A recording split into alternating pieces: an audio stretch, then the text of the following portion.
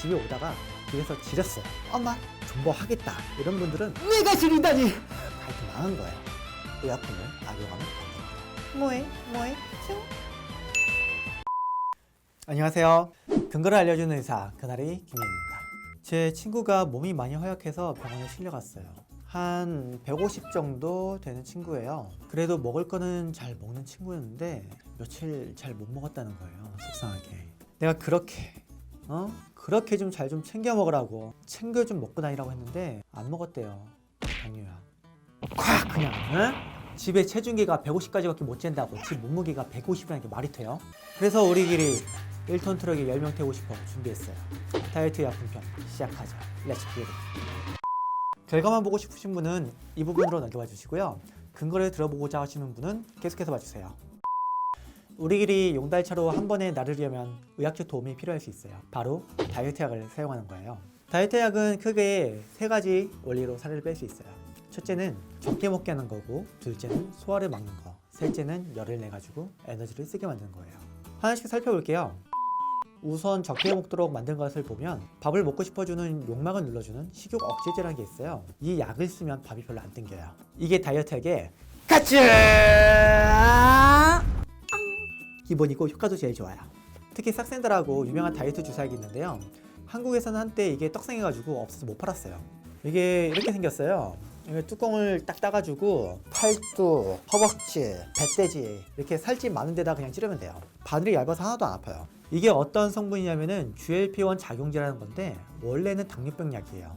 그런데 부작용으로 체중 감소가 좀 있었어요. 엄마 다이어트 하는 사람들에게 난리가 났죠. 중추신경계의 약이 작용해 배가 부르다는 신호를 줘서 맞으면 배가 별로 안 고파요. 그래서 상품화 시킨 게 바로 이 싹센다예요. 관련 연구를 좀 보고 갈게요. 이건 NEJM이라는 유명 저널에 실린 GLP-1 작용제에 대한 논문입니다. 이 NEJM 저널의 논문 심사가들이 기억세요. 논문에 먼지 한 톨을 묻는 걸 되게 싫어해요. 그래서 여기 실린 논문은 크게 반론이 제기되지 않는 이상 믿을만 하구나 하고 생각하시면 돼요. 그럼 논문의 내용을 좀 볼게요. GLP-1 작용제가 체중 감량에 효과가 있는지 보기 위해 한쪽에는 진짜 약을 주고 다른 쪽에는 가짜 약을 줬어요. 나머지 조건은 최대한 다 비슷하게 맞췄고요. 이렇게 56주간을 관찰했는데 결과적으로 체중이 5% 이상 감량된 사람의 비율이 가짜 약을 맞은 쪽은 27.1%인데 반해 GLP-1 작용제를 맞은 쪽은 63.2%로 의미있게 증가했어요. 체중 감량 효과가 나타난 건데요. 하지만 부작용이 있어요. 몇몇 온이짱들한테 이거 맞고 구역질이 났어요. 이건 말고도 구토, 설사 같은 증상이 보고되는데요. 부작용이 생기면 이 약을 끊어야 돼요. 난 이 약을 꼭 맞겠다, 존버하겠다 이런 분들은 적응이 될 때까지 약의 용량을 최대한 낮춰 맞은 다음에 적응이 되면서 조금씩 약 용량을 올리면 돼요. 두 번째 식욕 억제제는 펜타민과 토피라메이트라는 얘기예요. 약들의 성분은 같은데 회사마다 이름이 달라요.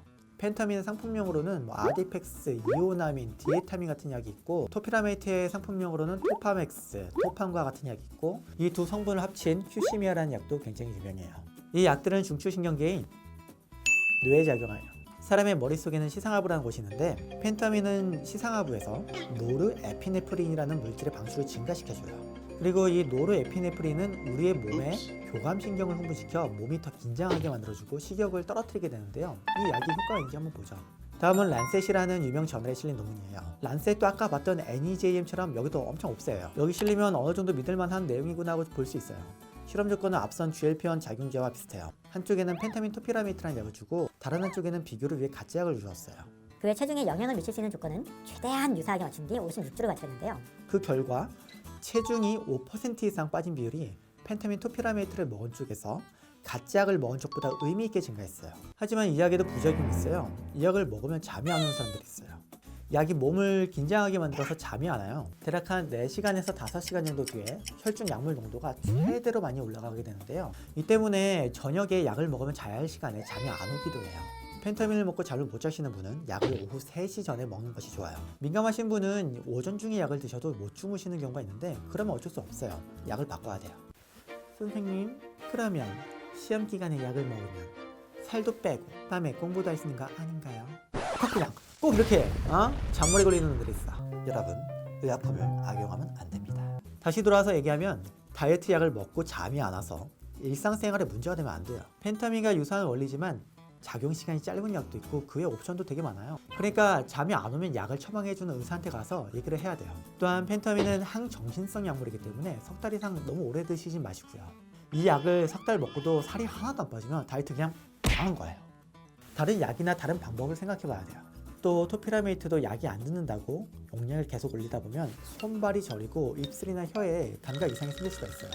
다이어트 약을 먹다가 이런 증상이 생기면 용량을 줄여야 돼요. 이 약 말고도 로카세린이라는 성분의 벨빅도 있고 부프레피온 날트렉손이라는 성분의 콘트라브라는 약도 존재하는데요. 다 머릿속 시상압을 작용하긴 하지만 펜타민보다 조금 더 오래 먹을 수 있는데 효과는 좀 떨어져요. 다이어트 진료를 보다 보면 꼭 듣는 말이 있어요. 다이어트 약을 먹으니까 마음이 놓이더라고요.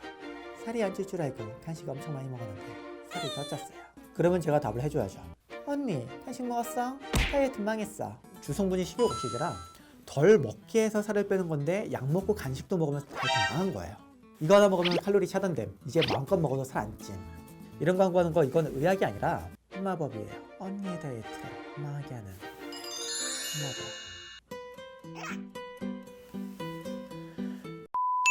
다이어트 약을 드신 뒤에는 음식을 적게 먹도록 노력해야 돼요. 약은 단지 공복감을 조금 덜어줄 뿐이에요. 두 번째 다이어트 약 성분은 소화를 막아주는 거예요. 특히 지방 분해를 막아주는 올리스텐이라는 성분이 굉장히 유명해요. 상품명으로는 제니칼이에요.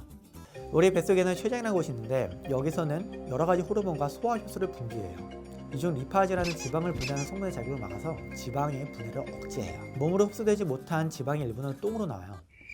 똥. 이 약이 효과가 있는지 한번 논문을 볼게요. 다음은 코크란 리뷰 논문이란 것인데요. 코크란이라는 기관에서 비슷한 주제의 논문을 많이 모아가지고 결과를 비교해보고 정리한 거예요. 14개의 논문의 결과를 비교해봤는데요. 모두 합쳐보니까 올리스텟이 체중 감량에 효과가 있다고 나왔어요. 이런 리뷰 논문이란 것은 결과만 보면 안 돼요. 비교한 논문이 비슷한 결론을 내고 있는지 비교를 해야 되는데 결과가 잘 나왔어요. 믿을만 하다는 뜻이에요. 하지만 이 올리스텐은 엄청난 부작용이 있습니다. 기름똥이 항문 밖으로 줄줄 흘러나와요. 제가 옆 동네에서 고기 먹다가 칼로리가 걱정돼서 부작용도 모르고 이 약을 처음 먹었는데 집에 오다가 길에서 지렸어요. 허벅지를 타고 흘러내리더라고요. 모두가 생기는 부작용은 아니지만 가끔 처방해준 선생님이 너무 바빠서 약물의 부작용을 이야기를 다 못해주는 경우가 있어요. 그러면 길에서 그냥 지르는 거예요. 나보고 똥 불구자가 됐다고? 내가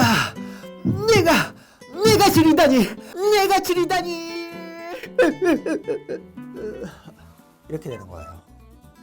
그래서 올리스텟을 처음 드시는 분은 생리대를 차고 먹는 것도 좋은 방법이에요. 남자분들 생리대 차기 싫다고요? 기름지리는 소리 좀 안 나게 해라. 단 이 올리스텟은 앞서 살펴본 식욕 억제에 비해 체중 감량 효과가 좀 적은데요.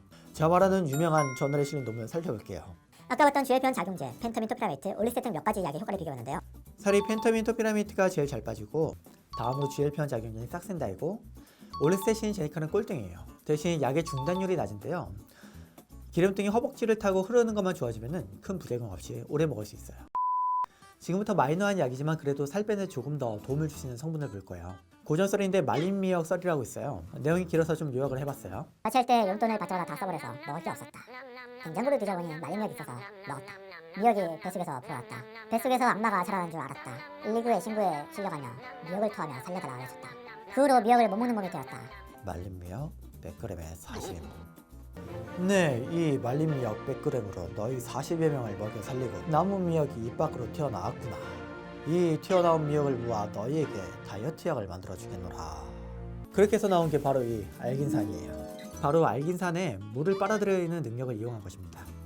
알긴산과 체중 감량에 대한 장기간에 거친 대규모 연구는 없어요. 소규모 연구이긴 하지만 칼로리 섭취가 줄어들었다는 데이터가 있는데요. 다음 논문에서 알긴산과 구아검, 셀룰로스와 같은 식이섬유들 그리고 가짜약을 먹은 뒤 에너지를 얼마나 덜 먹게 되나 봤어요.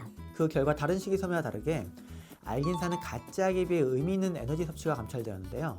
이걸 가지고 체중이 빠졌다고 주장할 수는 없어요. 그래서 추가적으로 더 연구가 필요한데 결론은 알긴산이 음식을 덜 먹게 하는데 도움이 될 수 있다 정도로 생각하시면 돼요. 알긴산은 물을 빨아들이기 때문에 이 약을 드실 때는 물을 많이 먹어야 되는 걸 기억해 주세요. 세 번째 다이어트 약은 열을 내서 에너지를 세게 만드는 건데요. 바로 기초대사항진제예요. 약이 몸에 열을 많이 나게 해서 많은 에너지를 세게 만들어주는 거예요. 카페인과 에피드린이라는 성분이 우리 몸의 기초대사를 올려주어 이러한 역할을 하게 되는데요. 카페인과 에피드린이 정말 체중 감량에 효과가 있는지 여러 데이터를 비교 분석한 논문을 하나 살펴볼게요. 이에서 4개월 동안 카페인과 에피드린을 복용한 12개 논문을 종합해봤어요. 그 결과 카페인, 에피드린을 먹은 쪽이 가짜약을 먹은 쪽보다 한 달에 1kg 정도 더 빠졌어요. 물론 이게 100% 완전히 믿을 순 없고 더 분석해봐야 될 게 많긴 해요. 식욕 억제제만큼 살이 잘 빠지지는 않지만 살을 조금 더 빼는데 도움이 될 수 있다는 정도로만 보시면 돼요. 부작용으로는 긴장감, 불안, 불면 등이 있는데요. 부작용이 생기면 먹지 마세요. 간단하죠? 이것들 말고도 다이어트 약이 정말 많은데 유명한 것들 위주로 좀 봤고요. 기억할 건 식욕 억제제가 다이어트 약의 가치입니다. 이 정도로 보시면 됩니다. 병원에서 살 빼는 법이 몇 가지 더 있는데요. 좀 더 볼게요. 이게 사비스톤 외과학이라는 책인데요. 엄청 유명한 책이에요. 튼튼하거든요. 교수님이 공부 못한다고 때릴 때 이 책을 들어서 딱 가르치면은 교수님 손만 아파요. 그래서 공부 못하는 애들이 수업 시간에 꼭 책을 꺼내놔요. 그래서 제가 책이 많아요. 난 소중하니까. 이 책의 내용을 보면 살이 너무 많이 찐 사람들을 위한 수술로 위의 입구 부분을 묶거나 위의 일부를 잘라내거나 위를 우회하여 소화관을 잇는 방법들이 나와 있어요. 다음 논문에서는 남자 BMI 34 이상, 여자 BMI 38 이상 고도 비만 환자를 대상으로 이런 수술이 건강에 좋은 효과가 있나 봤어요. 결과적으로 비만 합병증으로 인한 사망률이 떨어졌는데요. 제 친구 길이가 BMI 45가 넘어서 위를 좀 잘라내자고 하면 자꾸 싫어해요. 길이한테 겁주려는 거긴 하지만 그래도 한 번쯤은 이런 수술들을 고려해 봐야 돼요. 당신의 건강을 위해서. 뭐해? 마지막으로 미용적인 목적을 위해 지방 흡입술, 지방 분해 주사, 하이프와 같은 방법도 있는데요. 국소적으로 살을 빼서 체형을 예쁘게 만들어주는 방법이에요. 몸 전체에 살을 빼는 체중 감량과는 다른 개념이에요. 저거는 예뻐지는 과학이에요. 이제 지금까지 본 내용을 한판 정리할게요. 다이어트 약에는 식욕 억제제, 지방 분해 억제제, 포만감 유도제, 기초대상진제 등이 있다. 식욕 억제제는 주의표 작용제, 상품명으로 싹 쓴다는 체중 감량 효과가 좋으나 구역질, 구토, 설사와 같은 부작용이 생길 수 있다. 식욕 억제제인 펜타민토페라메이트, 펜타민의 상품명으로는 아디펙스, 두 성분을 합친 큐시미아는 부작용으로 불면이 생길 수 있다. 가급적 오후 3시 이전에 복용하자. 지방 분해 억제제인 올리스텟, 상품명 제니칼은 복용 시 기름변을 나도 모르게 지릴 가능성이 있다. 포만감 유도제인 알긴산은 뱃속에서 말린 미역처럼 불어나 음식을 덜 먹게 해준다. 기초대상진제인 카페인과 에피드린은 몸에서 열이 나게 에너지 소비를 증가시켜준다. 두근거림, 불면, 혈압 상승 가능성이 있다. 지방 흡입술, 지방 분해 주사, 하이프와 같은 방법도 있는데요. 이외에도 화면을 통해 보시는 것처럼 합병증 유무나 BMI 수치에 따라 약물적 치료나 수술적 치료가 고려되거나 필요할 수가 있어요. 약이나 수술 자체에도 부작용이 있기 때문에 체중이 많이 나가지 않는 분들께서는 가급적 건강을 생각해 식사량을 줄이고 운동을 해서 살이 빼는 것이 가장 좋은 방법이에요. 그럼 다음 편에서는 체중 감량과 관련된 건강기능식품에 대해 알아보도록 할게요. 항상 여러분께 진실된 의학 지식을 전달하겠습니다. 고맙습니다. 여기까지 그날의 김현이었습니다. 야래. 이 정도는 저같이 똥만 많이 싸는 사람도 똥이에요, 똥!